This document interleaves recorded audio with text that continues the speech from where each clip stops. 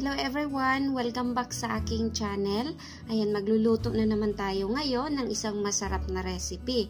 Ito ang hamonadong manok or chicken hamonado. Bali, ang kakailanganin natin ditong mga ingredients, 3/4 kilo ng chicken. Tapos, kailangan din natin ng 1 cup ng pineapple juice, yung in-can siya. 2 tablespoon ng soy sauce, 1/4 cup ng light brown sugar, 1 teaspoon ng asin, 1/2 teaspoon ng ground black pepper, 1 large onion slice, 5 cloves ng garlic minced, 137 gram na pineapple slice, kasama yung syrup niya na 1/3 cup. Bali, ito yung maliit na can na merong laman na 4 na slice ng pineapple. Tapos, kailangan rin natin dito ng cooking oil. At yung ating panghuli, gagamit ako ng cherry, pero optional ito. Depende na sa inyo kung gagamit pa rin kayo nito, kasi pwede namang wala na. Umpisahan na natin ang pagluto ng ating chicken hamonado. So, ito yung ating chicken. Nahugasan ko na ito. Ngayon, hatiin natin sa gitna.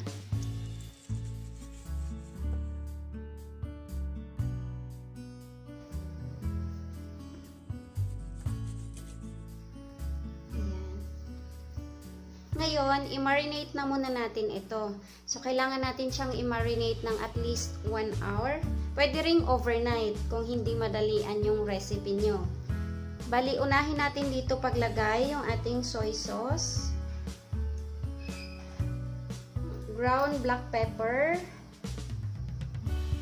yung ating brown sugar,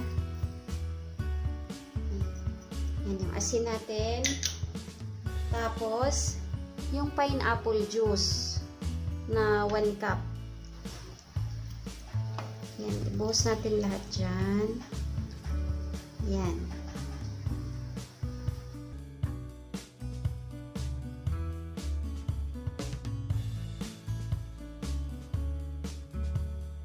Ang bango niya.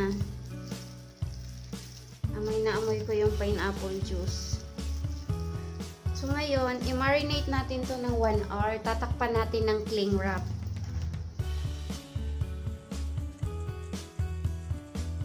Pagkaraan pala ng 30 minutes, baligtarin natin to. Para ma-marinate naman yung kabilang side. Set aside muna natin ito. 30 minutes na. So, baligtarin natin itong naka-marinate natin na chicken.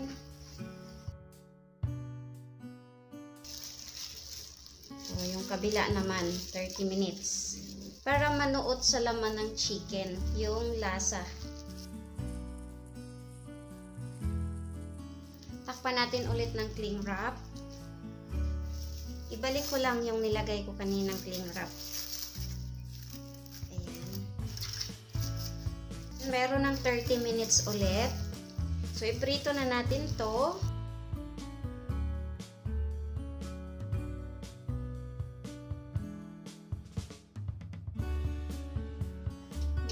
Natin yung burner.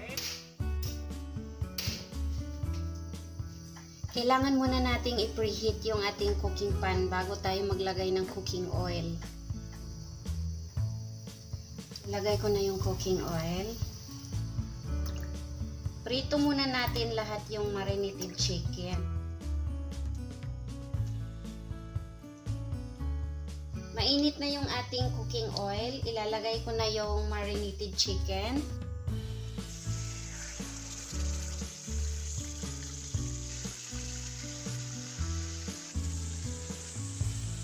Tatakpan ko muna to para maluto.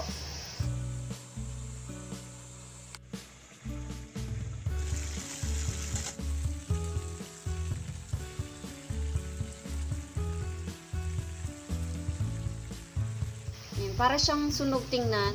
Kasi yung cooking pan na ginamit ko, puti siya. Pero sakto lang siya. Takpan natin ulit.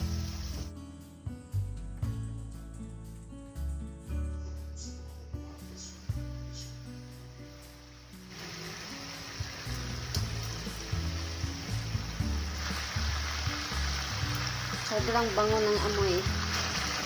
Ayan. Ito yung perfect na pagka-brown.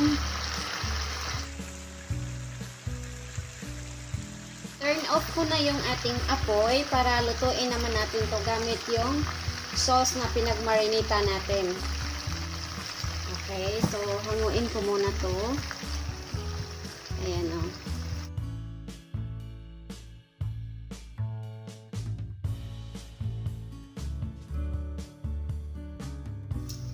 Ayan siya.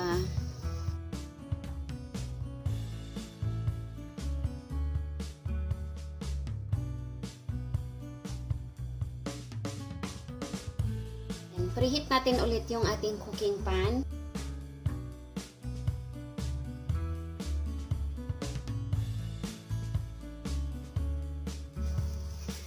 Bali, tinanggal natin yung cooking oil dito na pinagprituhan ng chicken, tapos hinugasan natin yung cooking pan.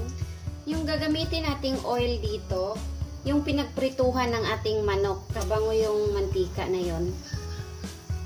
Nilipat ko muna yon sa tasa. Ayan, mainit na yung cooking pan. Maglalagay ako ng oil. O, yan. Pwede na yan. Ilagay natin yung garlic.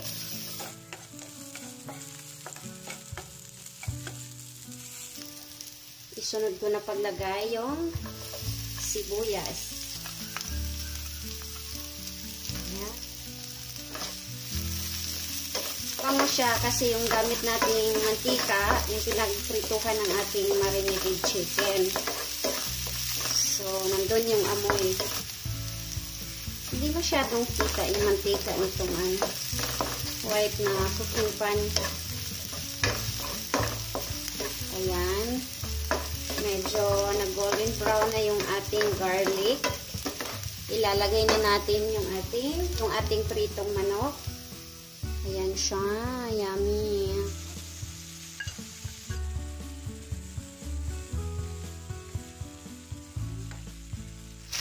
Ilagay na rin natin agad yung pinagbabara ng manok natin kanina. Ayan. Lalagay natin lahat. Ayan.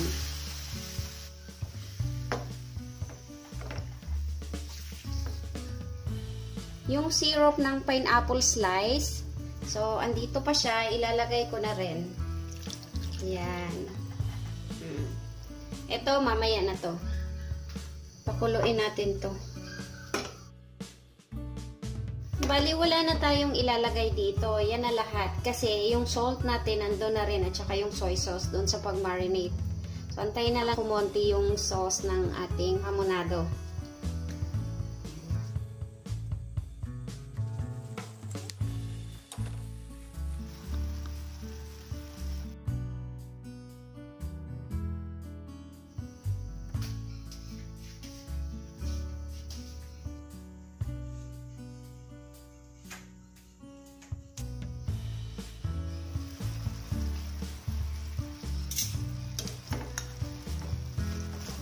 Rin ulit. Ngayon, ilalagay natin yung pineapple slice. Ayan. Okay, continuous nating lutuin ng 2 minutes sa low heat. Okay, takpan ko lang to.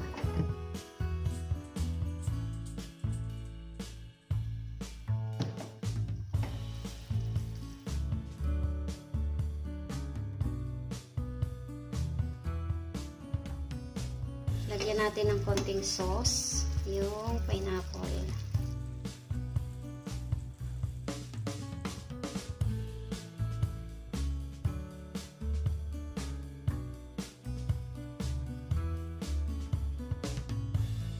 Pinalakasan ko siya ng konti bago i-turn off yung apoy.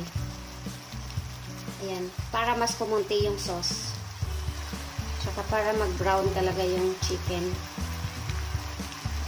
At turn off ko na. Ayan.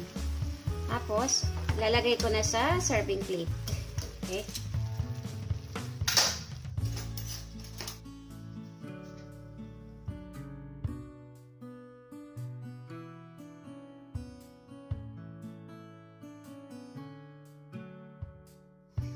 And then, ilalagay natin yung pineapple slice.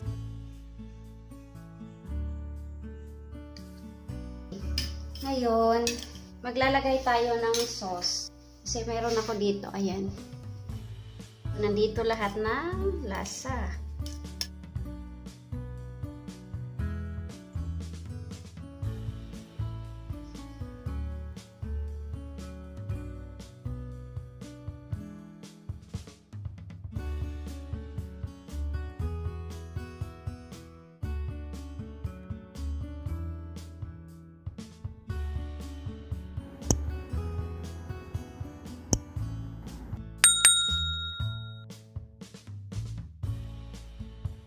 Ngayon, yung pinakalas nating ilalagay, yung ating cherry.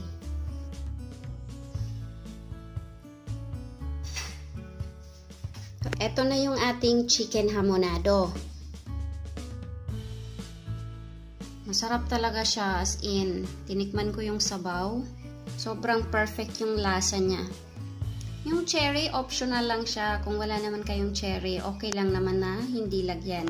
Kasi design lang din natin yan sa ating plating. So, ito na yung recipe natin, guys. Sana may natutunan na naman kayo dito sa aking channel.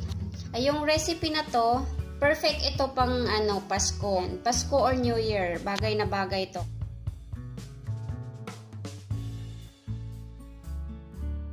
So, hanggang dito na lang muna. Sa mga bagong viewers dito sa aking channel, huwag niyong kalimutang i-click yung like, share, and subscribe. At i-click nyo na rin yung notification bell sa baba para every time na meron tayong mga bagong upload na mga recipe, ma-update kayo.